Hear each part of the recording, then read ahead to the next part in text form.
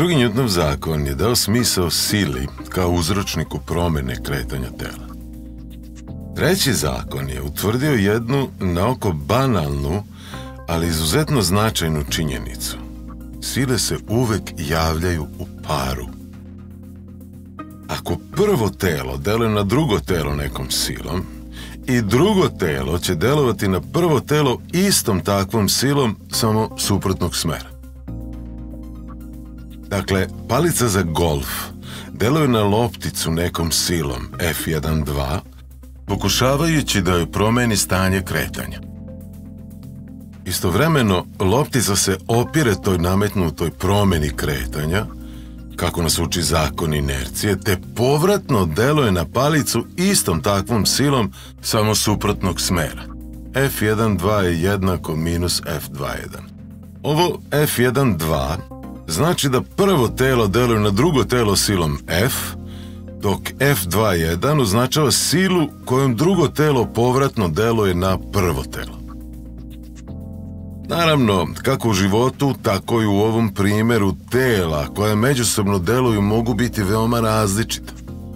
Golf loptica je mala i lagana u odnosu na golf palicu, koju pritom tokom udarca u rukama drži golfer velike mase u odnosu na lopticu. Tako da efekat sile kojom loptica deluje na golf palicu jedva da uočavamo, ali zato jasno vidimo delovanje palice na lopticu, što nas lako može dovesti u zabludu da je u pitanju jednostrano delovanje palice na lopticu. Hajde da to razmotrimo kroz primjer u kojem se ta uzajamnost delovanja jasno uočava. Pretpostavimo da iskačete iz čamca na obalu.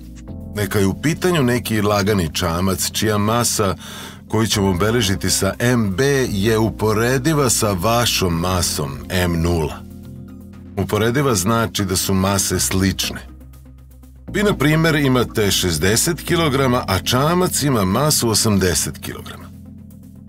Dok iskačete iz čamca, vi se nogom odgurujete od čamac nekom silom F1-2.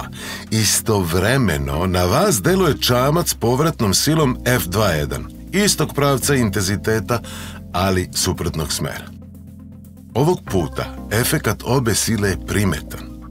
Vi stižete do obale, a čamac se pomera unazad. Jednačine kretanja za oba tela daju uporedivo ubrzanja i vas i čamca, jer kad podelimo ove dve jednačine, dobijamo da je ubrzanje koje je stekao čamac tek nešto manje od ubrzanja koje ste stekli vi. Kompletna lekcija, zajedno sa ostalim lekcijama iz ove oblasti, je dostupna na sajtu fizičar.com u vidu online kursa.